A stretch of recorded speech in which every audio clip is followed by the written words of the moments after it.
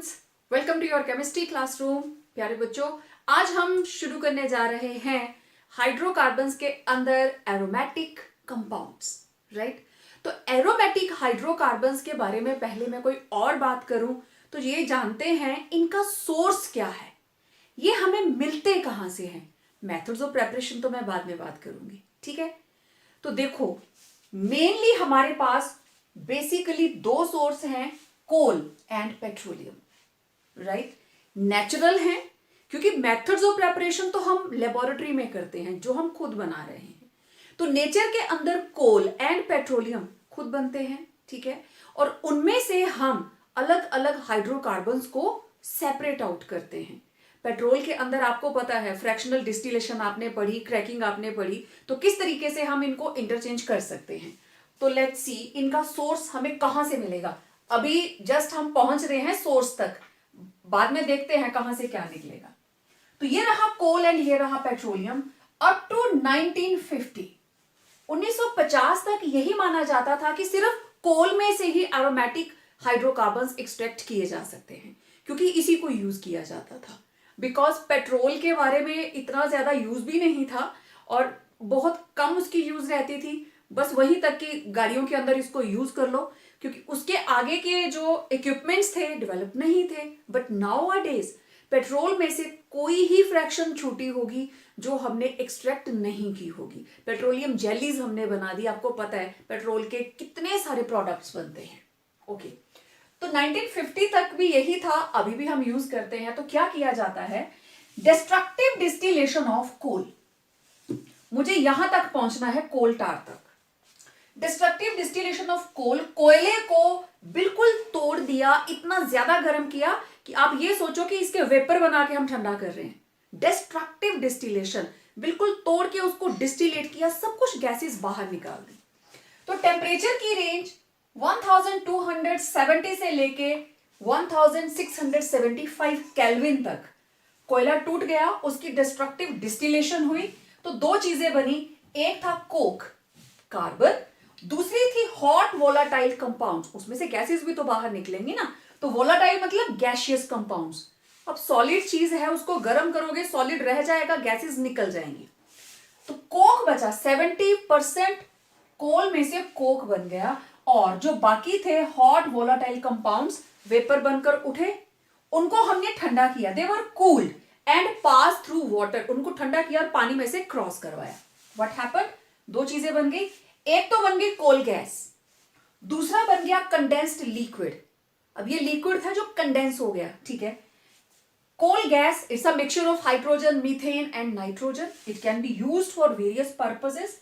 तो condensed liquid, इसको काफी देर तक रहने दिया, रहेगा, कुछ तक स्टिल रहा और दो लेयर्स में सेपरेट हो गया। दोनों लेयर्स में से जो अपर वाली लेयर थी दैट वाज अमोनिकल लीकर, जिसको हम बोलते हैं लीकर अमोनिया, राइट। इसमें पानी भी होता है, अमोनिया भी होता है, राइट। तो it was liquor ammonia, okay. तो ये थी ऊपर वाली लेयर और 8 से 10% यही थी। और जो नीचे वाली लेयर थी that was coal tar, 4 to 5%। और आपने मेन ये हमारे पास सोर्स आने वाला है इनकी, जो हमारे पास एरोमेटिक हाइड्रोकार्बन्स हैं उनकी प्रेपरेशन के लिए। कोल टार देखा है सबने, जिसको हम तारकोल बोलते हैं। सड़कें बनती हैं, राइट। कोयले से भी वही चीज बनी, और पेट्रोलियम की डिस्टिलेशन के भी एंड में जो वेस्ट प्रोडक्ट बना था दैट वाज कोल टार। और उसको हम कहाँ यूज करते हैं, सड़कें बनाने के लिए, है ना। अनप्लेजेंट सी स्मेल होती है, ब्लैक कलर का लिक्विड, विस्कस गाढ़ा लिक्विड। तो this is the main source of various hydrocarbons. तो पेट्रोलियम के अंदर एरोमेटाइजेशन, क्रैकिंग, ये तो एक रहा। देन पेट्रोल की जब हम करते हैं फ्रैक्शनल डिस्टिलेशन, जब हम इसकी करते हैं फ्रैक्शनल डिस्टिलेशन, तो वेरियस कंपाउंड्स आर फॉर्म्ड, जिसमें से कोल टार निकलता है। फ्रैक्शनल डिस्टिलेशन, उससे भी क्या बना, कोल टार along with other products। और मैं बाकी प्रोडक्ट्स के नाम नहीं लिख रही हूं, सबके आपको पता है। इसमें से निकलता है kerosene, then petroleum, then ether, etcetera etcetera etcetera. बहुत कुछ निकलता है, लेकिन मुझे किसको यूज करना है? कोल टार को, राइट? तो ये थी बिगनिंग कोल टार तक पहुंचने के लिए। अब देखते हैं कोल टार में से मुझे क्या क्या मिलने वाला है। नाउ हमारे पास आ गया कोल टार, चाहे वो कोल से आया हो चाहे वो पेट्रोलियम से आया हो, ठीक है? तो देखिए कोल टार को अब हम फर्दर डिस्टिलेशन करेंगे। अब हमें कोल टार की डिस्टिलेशन करनी है, और आप देखिए जब आप उसको फ्रैक्शनली डिस्टिलेट कर रहे हो अप टू 440 केल्विन, जब उसका टेम्परेचर हुआ अप टू 440 केल्विन, तो जो उसमें से लिक्विड सेपरेट होगा that is called light oil. That fraction is known as light oil. और उसके अंदर क्या क्या रहता है? It contains benzene, toluene and xylene. Okay, अब देखो बेंजीन का आपको पता है, टोलुइन का आपको पता है, और जाइलिन कैसे होती है? जब आप दो मिथाइल ग्रुप लगा देते हो, अकेला होगा तो दिस इज टोलुइन, दो लग गए तो जाइलिन, आपको याद होगा दिस इज ऑर्थोजाइलिन। अगर ये मिथाइल यहां पहुंच गया तो मेटा, ऑपोजिट लग गए तो पैरा। मतलब मिथाइल वाले जितने भी हैं, बेंजीन, टोलुइन एंड जाइलिन, 6 से 8 कार्बन, ठीक है? 6 से 8 कार्बन इस लाइट ऑयल फ्रैक्शन में आ गए। आगे चलिए, फिर आगे मिडल ऑयल और कार्बोलिक ऑयल फ्रैक्शन। फिनोल को कार्बोलिक एसिड भी बोलते हैं। तो टेम्परेचर की रेंज है 443 से लेके 503, और इस टेम्परेचर पे कोल टार में से क्या चीज डिस्टिलेट होकर हमारे पास आएगी? यस, दैट इज फिनोल, ठीक है? फिनोल जो जो मेरे को स्ट्रक्चर मिल रहे हैं मैं बना देती हूं, दिस इज फिनोल, ठीक है? ओके, अब देखो नेक्स्ट, बेंजीन के ऊपर OH लग गया तो फिनोल। थर्ड लेयर आती है हैवी ऑयल और क्रिजोल ऑयल। रेंज रहती है 503 से लेके 540 तक। उसमें रहते हैं क्रिजोल्स एंड नेप्थोल्स। क्रिजोल क्या होता है? जब बेंजीन रिंग के ऊपर 2 OH लग जाए, क्रिजोल। ऑर्थोक्रिजोल, मेटाक्रिजोल, पैराक्रिजोल, राइट? एक से ज्यादा OH ग्रुप लग जाए तो that is cresol. Next, green oil. Green oil होता है एंथ्रासीन की वजह से, ठीक है? उसको एंथ्रासीन ऑयल भी बोलते हैं। Range of temperature is 540 to 630, और इसमें रहता है नेप्थलीन, एंथ्रासीन एंड फिनेंथ्रीन। अब इनके स्ट्रक्चर आपको अच्छे से याद होंगे। नेप्थलीन के अंदर होती हैं 2 बेंजीन रिंग्स, राइट? एंथ्रासीन के अंदर होती हैं 3 बेंजीन रिंग्स, ऐसे। और फिनेंथ्रीन के अंदर क्या होता है? बेंजीन रिंग्स तो 3 ही होती हैं, लेकिन तीसरी वाली ऐसी होती है उसके ऊपर, राइट? तो इस तरीके से naphthalene, anthracene and phenanthrene they are found in the range of 540 to 630। अब लास्ट में क्या बचा हमारे पास? पिच और residue. It is non volatile. आप टेम्परेचर 630 तक ले गए, उसके ऊपर ले जाओ, गर्म करते जाओ, कुछ भी नहीं होगा। तो वो जो नॉन वोलाटाइल, क्योंकि अब ये इवेपोरेट होने वाली मटेरियल बची ही नहीं, वो 4 फ्रैक्शंस हमने निकाल ली। तो उसमें कौन कौन रह जाएगा? प्योर कार्बन और कुछ एक अदर कंपाउंड्स, राइट? तो ये था it was source of aromatic hydrocarbons, natural, जिसमें से आप प्योर इनको निकाल सकते हो। इसके अलावा लेबोरेटरी के अंदर बहुत से मेथड्स हैं जिनके अंदर आप इनको सिंथेटिकली प्रिपेयर कर सकते हैं, ठीक है? तो अब हम कुछ और मेथड ऑफ प्रिपरेशन के बारे में बात करते हैं। Let's start. और जब हमने बेसिक कंसेप्ट्स किए थे उसके अंदर आपको बिल्कुल क्लियर किया जा चुका है that what are aromatic compounds. Aromatic compounds, aromatic means aroma means sweet smell. तो all compounds which are having sweet smell they are considered as aromatic compounds, ठीक है? फिर हमने हक्कल्स रूल किया था कि वो कंपाउंड्स जिनके अंदर 4n+2 पाई सिस्टम हो, जो इसको फॉलो करते हैं, they are known as aromatic compounds, और जो इस रूल को फॉलो नहीं करते they are non aromatic compounds, right? फिर आपने एक इसकी क्लासिफिकेशन की थी बेंजीनॉइड्स एंड नॉन बेंजीनॉइड। तो जिनके अंदर एटलीस्ट 1 बेंजीन रिंग हो दे आर नोन एज बेंजीनॉइड्स, और जो हमारे पास हेटेरोसाइक्लिक रिंग्स हैं, ठीक है, पायरोल, ठीक, हमारे पास थायोफीन, राइट? तो इस तरह के compounds these are known as heterocyclic compounds and non-benzenoids। तो ये सारा आप लोग कर चुके हैं, इसकी डिटेल में ज्यादा नहीं लूंगी। I will directly start methods of preparation, ठीक है? So first method of preparation, it is from acetylene. और ये एल्काइंस के अंदर उनकी केमिकल रिएक्शन थी, पॉलीमराइजेशन रिएक्शन, कि एसिटिलीन के 3 molecule they will polymerize, polymerization reaction की थी ना आपने. So 3 molecules, 3 molecules of acetylene polymerize at 773 Kelvin temperature when passed through hot iron tubes. Right. तो रिएक्शन आपको याद होगी.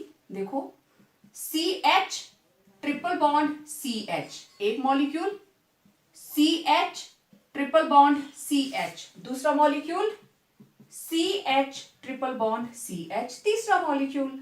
करना क्या है, एक बॉन्ड खोलकर इन दोनों के बीच में ले आइए. खाली जगह है ना, तो यहां पे दीवार बना दीजिए.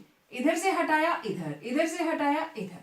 तो what you will get, this is iron tubes, temperature 773 Kelvin. तो what you will get, CH double bond CH, CH double bond CH, CH double bond CH. क्योंकि पहले ट्रिपल था, अब डबल. एक बॉन्ड कहां गया, यहां पे. Double single double single double single, ये बन गई बेंजीन, C6H6. और आप इसको कैसे रिप्रेजेंट करोगे, ऐसे. So this is benzene, and benzene is the main aromatic compound, the first aromatic compound, क्योंकि यही उसका बेस है, इसी से डेराइव होते हैं बाकी के aromatic compounds. तो ये रिएक्शन आपने पहले भी की. 3 molecules of acetylene polymerize at 773 Kelvin when passed through hot iron tubes. और क्या बनाया, to form benzene, बेंजीन बनाने के लिए. ठीक है, अब इसको मैं ले लेती हूं ए पार्ट, फर्स्ट का ए पार्ट. ठीक है, अब देखो सेकंड पार्ट, इसी का सेकंड पार्ट है वही सेम एसिटिलीन, लेकिन अब यहां पे हमारे पास होगा 3 मॉलिक्यूल्स ऑफ प्रोपाइन. ठीक है, 3 molecules of propyne polymerize at 773 Kelvin temperature when passed through hot iron tubes. और उससे क्या बनेगा, to give substituted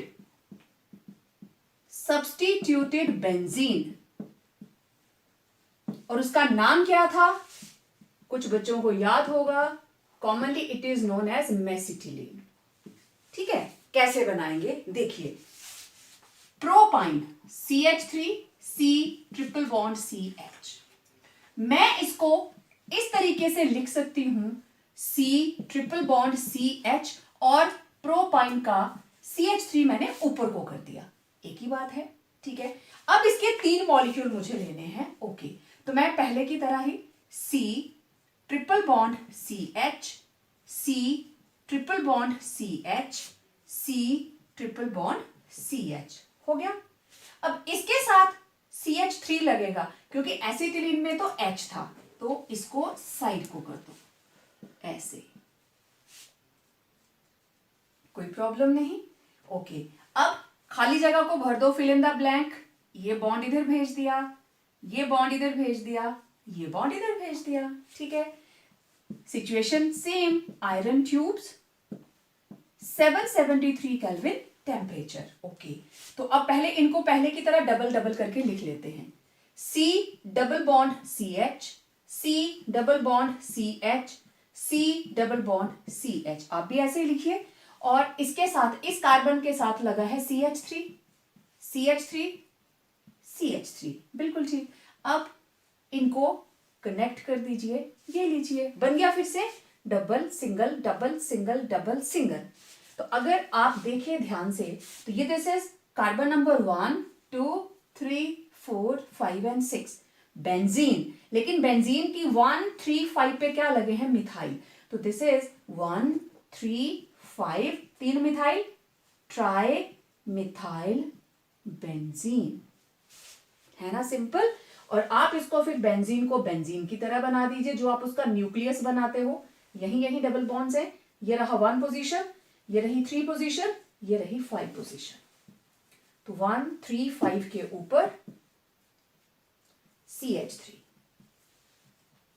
और इसको कॉमनली क्या बोलते हैं? Yes, mesitylene. तो ये थे एसिटिलीन से हम सिंपल बेंजीन भी बना सकते हैं और ट्राई सब्स्टिट्यूटेड बेंजीन भी बना सकते हैं, राइट। अब देखते हैं second method. Next method is by decarboxylation. Alkane alkene alkynes में आप करते आए हो एरोमेटिक एसिड्स की, ठीक है। अब देखो जरा, बेंजीन, बेंजीन के साथ कार्बन और कार्बन के साथ कोई भी हाइड्रोजन नहीं, तीनों ग्रुप खाली। इस ग्रुप को क्या बोलते थे? Benzo, right. This is benzo, okay. अब देखो मैं क्या करने लगी, डबल बॉन्ड OOH, ठीक है। कार्बन के साथ कोई भी डायरेक्ट हाइड्रोजन नहीं है, तो दिस इज COOH, ये H ऑक्सीजन के साथ है। तो जरा इस पोर्शन को देखो, इस कार्बन के साथ कोई हाइड्रोजन नहीं, इसलिए इसको हम क्या बोलेंगे? बेंजो, ठीक है। और आपको याद होगा, अगर इस कार्बन के साथ एक H होता तो इट वाज बेंजल, और अगर कहीं इस कार्बन के साथ 2 H होते, एक वैलेंसी खाली, मतलब बेंजीन रिंग के साथ लग जाता CH2 ग्रुप, तो दिस इज बेंजाइल। ये आपने नॉमेनक्लेचर में किया है, ठीक है। तो जस्ट आपको बताने के लिए, ये मेरे पास बन गया बेंजो, बेंजो ग्रुप के साथ ग्रुप लग गया ओइक एसिड, तो ये बन गया benzo plus oic, it is benzoic acid, ठीक। मुझे चाहिए sodium salt of benzoic acid, okay. तो हमने क्या किया, ये रहा मेरे पास बेंजोइक एसिड, बेंजोइक एसिड को ट्रीट किया सोडियम हाइड्रोक्साइड के साथ, तो acid plus base salt and water, acid से H गया तो उसकी जगह सोडियम लग गया, सोडियम से OH और यहां से H, वाटर, ये बन गया सोडियम बेंजोएट, मतलब sodium salt of benzoic acid. This is the meaning of sodium salt of benzoic acid. तो ये बन गया sodium salt of benzoic acid, right, okay. अब इसकी डीकार्बोक्सिलेशन होगी, सोडा लाइम डीकार्बोक्सिलेशन आपको अच्छे से याद होगी, COONA plus sodium hydroxide in the presence of calcium oxide. Soda lime, soda मतलब sodium hydroxide, it's a combination of sodium hydroxide and calcium oxide. तो आपको याद होगा ऐसे, इसका पूरे का पूरा ग्रुप डीकार्बोक्सिलेशन, कार्बोक्सिलिक एसिड वाला ग्रुप पूरा, और सोडियम हाइड्रोक्साइड में से सिर्फ H बचेगा। अब ये H जुड़ जाएगा इसके साथ, तो क्या बन गई? बेंजीन। क्योंकि ये बच गया था C6H5, एक H और जुड़ा तो ये बन गया C6H6। बाहर क्या निकला? कितने सोडियम? 2। कितने कार्बन? 1। और ऑक्सीजन कितनी है? 1 2 एंड 3। सोडियम कार्बोनेट बाहर। तो बेंजीन को आप तैयार कर सकते हैं, benzene can be prepared by soda lime decarboxylation of sodium salt of benzoic acid. तो ये बन गई बेंजीन, और बेंजीन का फॉर्मूला C6H6। तो it was decarboxylation of aromatic acids to give benzene. Next method of preparation, by reduction of phenol by zinc dust, okay. तो ये रहा फिनोल, दिस इज फिनोल, ठीक है। फिनोल को हम हीट करेंगे जिंक डस्ट के साथ, पाउडर्ड फॉर्म ऑफ जिंक, इसको हीट किया तो यहां से रिडक्शन हो रही है, reduction means removal of oxygen, तो ये जो जिंक है it will take out this oxygen along with it. तो हाइड्रोजन जो थी वो डायरेक्ट इसके साथ जुड़ गई, इट वॉज C6H5OH। OH में से ऑक्सीजन चली गई तो H जुड़ गया इसके साथ, क्या बन गया C6H6। फिर से देखो, this is phenol, right. Phenol का मतलब benzene ring it is C6H5 और उसके साथ लगा है OH। जिंक ने इसको निकाल दिया, रिडक्शन, ये हाइड्रोजन डायरेक्ट इसके साथ जुड़ गई, C6H6 बेंजीन बन गई। ठीक है, तो फिनोल की रिडक्शन से बन गई बेंजीन। बहुत सिंपल रिएक्शन। तो benzene is prepared by heating phenol with zinc dust, right. बहुत सिंपल सी रिएक्शन है। Next is by reduction of aryl halides. बहुत सिंपल, हम इसकी रिडक्शन करेंगे। This is chlorobenzene, aryl halide, this is chlorobenzene. ठीक है, इसके अंदर हम रिडक्शन करने वाले हैं, दो हाइड्रोजन्स ऐड होंगी इन द प्रेजेंस ऑफ निकल।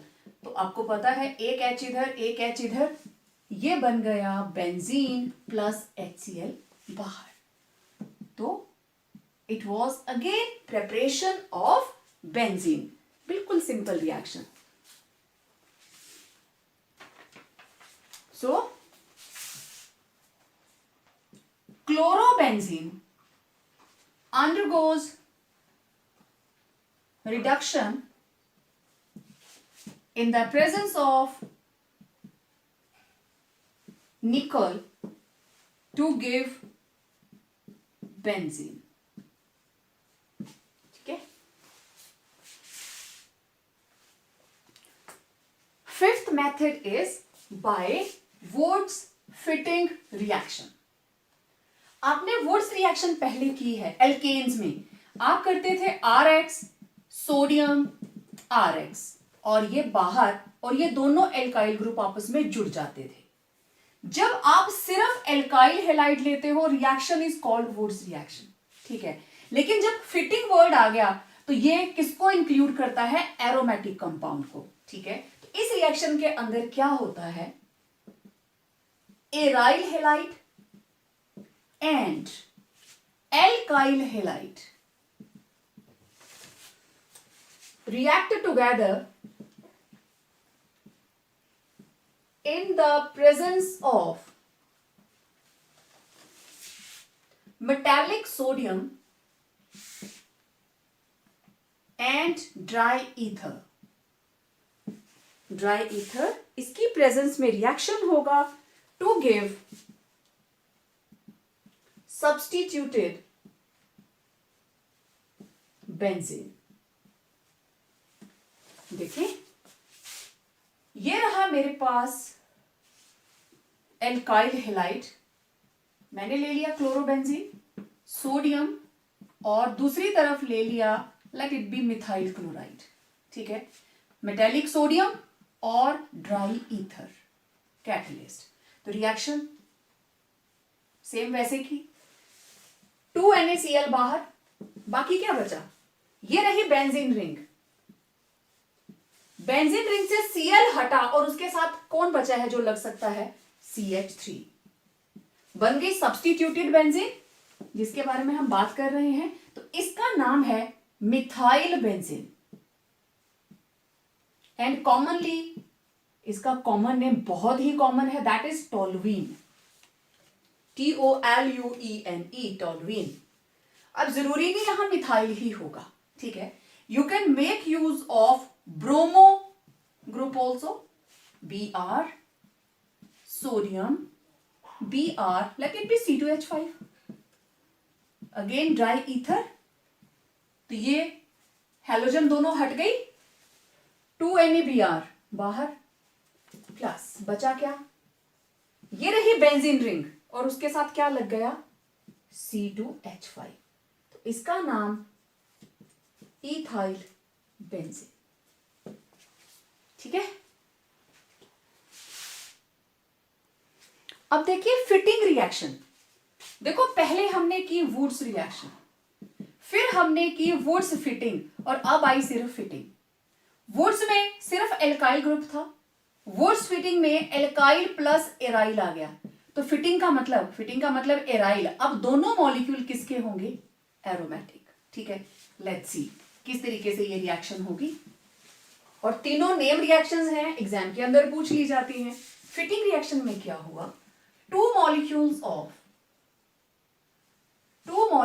Of aryl halide combine together in the presence of metallic sodium and dry ether to give diphenyl और इसको बोलते हैं बाइफिनाइल। ठीक है, ओके। तो ये रहा मेरे पास, मैं ऐसे लिख लूं, बेंजीन को लिटा दिया, Cl plus 2 sodium plus Cl, benzene ring को ऐसे टेढ़ा करके लिख दिया। ठीक है, दिस इज क्लोरोबेंजीन, ये भी chlorobenzene, and in the presence of dry ether reaction same. ये लीजिए 2 NaCl बाहर, मैं इधर ही लिख देती हूं। अब ये दोनों रिंग्स आपस में जुड़ गई।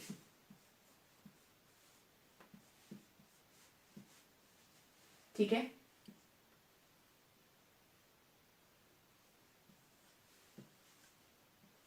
ये बन गया डाइफिनाइल और biphenyl. This was fitting reaction. ठीक है, अब कंपैरिजन देख लीजिए।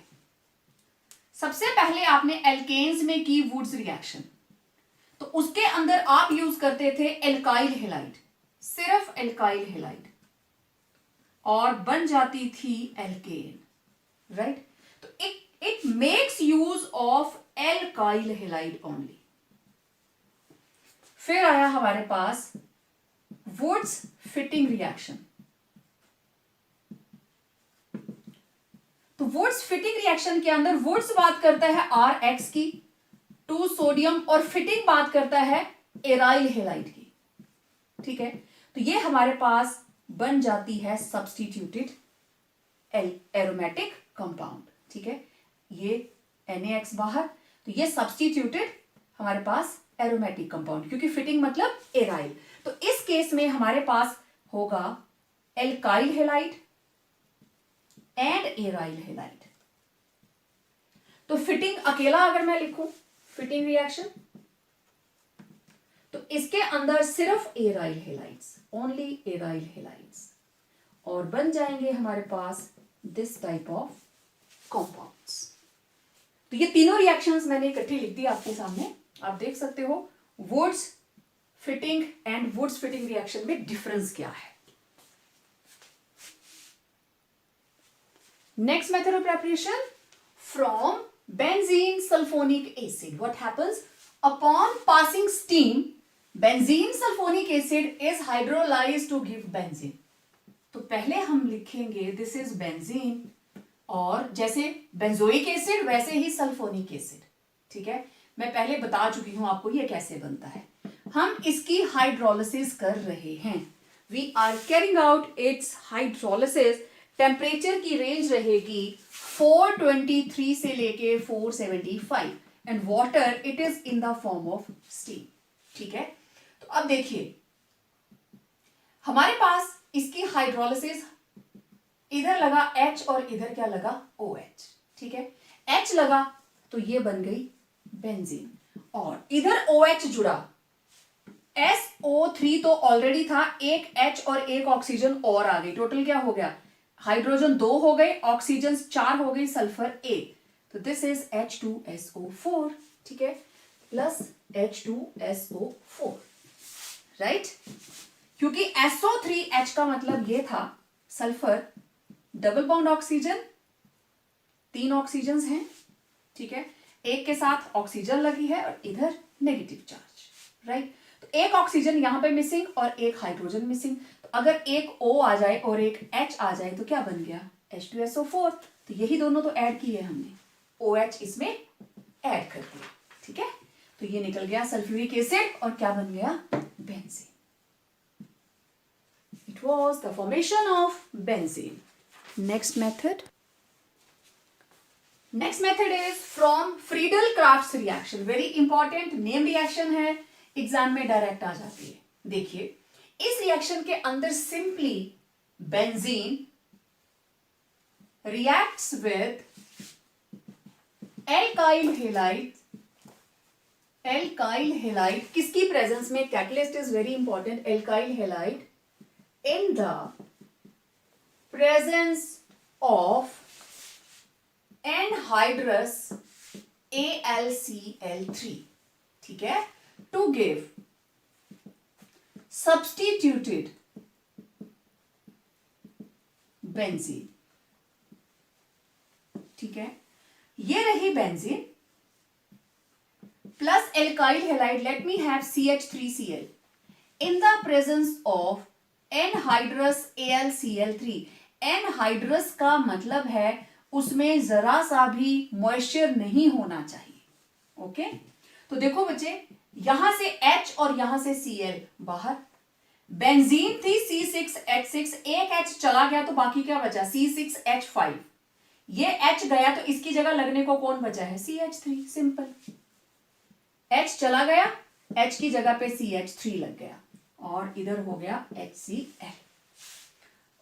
आप एक और एग्जांपल ले लीजिए, this is benzene plus Br C2H5 in the presence of anhydrous AlCl3, ठीक है। अगेन यहां से H और यहां से Br बाहर, C2H5 इसके ऊपर लग जाएगा। Again there is substitution on benzene ring plus HBr बाहर, ठीक है, इट वॉज HBr। तो इसका नाम है methyl benzene, this is methyl benzene. और ये क्या है, इथाइल बेंजीन।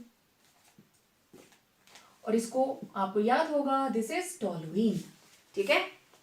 तो ऐसे आपने फ्रीडल क्राफ्ट्स रिएक्शन से बना दिया substituted benzenes from Grignard's reagent. Grignard's reagent होता है RMGX, ठीक है। अब देखो बच्चे, RMGX, R ये एल्काइल भी हो सकता है और ये एराइल भी हो सकता है। मतलब अगर यहां पे एल्काइल ग्रुप है तो मैं लिखूंगी CH3Mg, late it B Br। मैं यहां लिख सकती हूं C2H5MgBr, मतलब this is alkyl magnesium halide, ठीक है। जब ये एल्काइल ग्रुप के साथ है तो it is alkyl magnesium halide, और अगर एराइल है तो it will B aryl magnesium halide, ठीक है।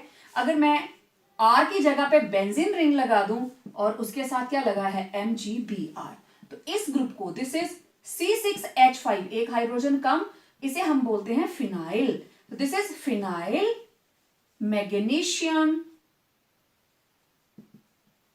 ब्रोमाइड, ठीक है। इस तरीके से, मतलब RMGX में R एल्काइल भी हो सकता है और एराइल भी हो सकता है। अब इधर हमें एरोमेटिक कंपाउंड्स प्रिपेयर करने हैं, तो we will better make use of aryl magnesium halides, right. तो let me start from this. जितने भी हमारे पास एराइल मैग्नीशियम हेलाइड्स हैं, Grignard's reagent, it reacts with alkyl halide, दूसरा कंपोनेंट एल्काइल हेलाइड होगा। तो मेरे पास था फिनाइल मैग्नीशियम ब्रोमाइड, इसका नाम है फिनाइल मैग्नीशियम ब्रोमाइड, ठीक है। मुझे इसमें ऐड करना है एल्काइल हेलाइड, ओके। तो BrCH3, हेलोजन सेम रखना, और ग्रिग्नार्ड्स रिएजेंट हमेशा रिएक्ट करेगा इन the presence of dry ether, इसको याद रखना। और देखो बच्चे, बहुत सिंपल रिएक्शन, इस सर्कल के अंदर मैग्नीशियम के साथ दोनों ब्रोमीन्स बाहर, ओके। ये बन गया MgBr2। मैग्नीशियम की वैलेंसी 2 होती है। बाकी क्या बचा, ये है मेरे पास C6H5, CH3 लग गया, ठीक है। तो ये बन गया मिथाइल बेंजीन, और इसको क्या बोलते हैं, टोलुइन, ठीक है। अब जरूरी नहीं हर बार मिथाइल ही लगेगा। Let me have one more example. मेरे पास है magnesium bromide and let it be substituted by, ये था मेरे पास ब्रोमोमिथेन। अब मैंने यूज किया bromo ethane, this is bromo ethane, okay. Again in the presence of dry ether, ये लीजिए, ये बाहर, and benzene will be substituted by ethyl plus MgBr2. What you will get? It is substituted benzene, that is ethyl benzene. ठीक है। तो इस तरीके से भी आप सब्स्टिट्यूटेड बेंजीन्स बनाते हैं बाय यूजिंग ग्रिग्नार्ड्स रिएजेंट। अब देखो, आपको याद है इस ग्रुप को हम क्या बोलते थे,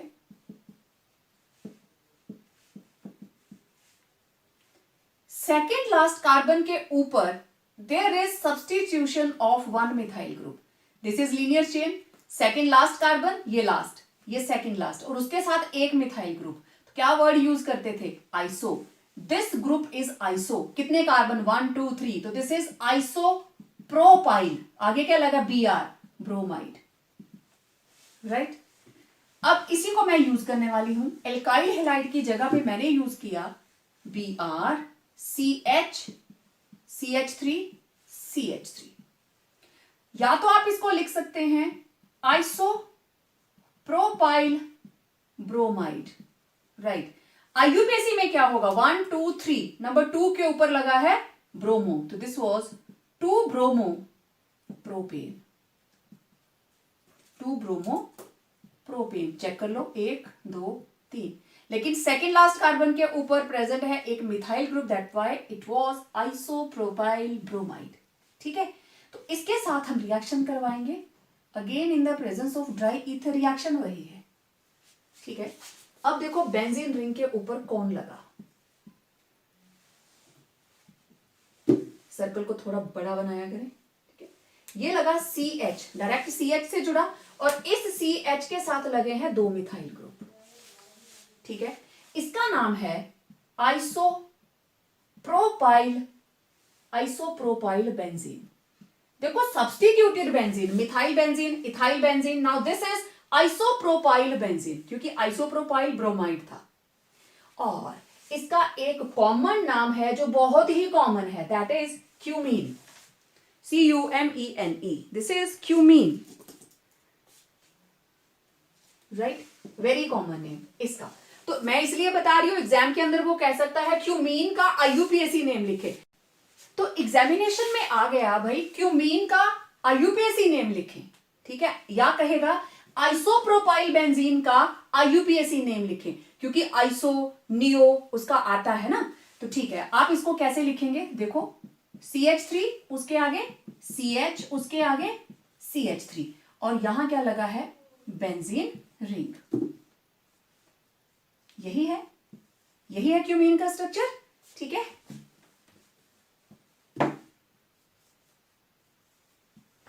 तो लॉन्गेस्ट चेन 1 2 3 लिखो भाई, word root, primary, secondary, pre. Word root is prop, primary suffix ane, secondary suffix नहीं है नाउ। नंबर 2 के ऊपर कौन लटका है, बेंजीन, नहीं, बेंजीन में एक हाइड्रोजन कम है, दिस इज C6H5, और इसको बोलते हैं फिनाइल, ठीक है। तो ये लगा है नंबर 2 के ऊपर फिनाइल, पूरा नाम 2 फिनाइल प्रोपेन। तो आप देख लीजिए क्यूमीन IUPAC नेम के अंदर क्या कहलाएगी, 2 फिनाइल प्रोपेन। तो इस तरीके से various aromatic compounds can be prepared by using different methods. अब देखिए, by the reduction of benzene diazonium chloride, okay, ये रही बेंजीन, बेंजीन के ऊपर लगा है N2, N2 के ऊपर होता है पॉजिटिव चार्ज। डाईएजो का मतलब दो nitrogen, diazo means two nitrogens together, और इसके साथ लगा है Cl नेगेटिव। तो ये बन गया बेंजीन डायजोनियम क्लोराइड। इसको हम ट्रीट करेंगे hypophosphorous acid H3PO2 and water, तो इसकी रिडक्शन होगी। अब बेंजीन डाइजोनियम क्लोराइड एक्चुअली होता क्या है, नाइट्रोजन, ट्रिपल बॉन्ड नाइट्रोजन, इस नाइट्रोजन के 4 बॉन्ड, तो ये रहा पॉजिटिव चार्ज, खत्म, ये बन गया केटाइन, और इसके साथ एक एनाइन लग जाता है। तो इसको कलेक्टिवली इकट्ठा N2 करके ऐसे लिख दिया जाता है। पॉजिटिव चार्ज कहां होता है, उस नाइट्रोजन के ऊपर जो बेंजीन रिंग से अटैच्ड है। तो देखिए जब रिएक्शन होगी, सबसे पहला स्टेप यहां से N2 बाहर, there will be removal of N2, right, और यहां पे H3PO2 it will be converted into H3PO3। Hypophosphorous से बन गया phosphorous acid, it will be phosphorous acid. बाकी क्या बचा, एक H और एक Cl प्लस HCl। वाटर में से एक H, देखो एक ऑक्सीजन इधर ऐड हो गई वाटर की, एक हाइड्रोजन Cl के साथ चलेगी ना, we are left with only 1 hydrogen, और वो कहां लग जाएगी, बेंजीन रिंग के ऊपर यहां पे, और ये बन गई बेंजीन। तो addition of hydrogen it is known as reduction. तो इस तरीके से हमारे पास बन जाती है benzene by the reduction of benzene diazonium chloride. अब देखते हैं एरोमेटिक कंपाउंड्स की कुछ फिजिकल प्रॉपर्टीज।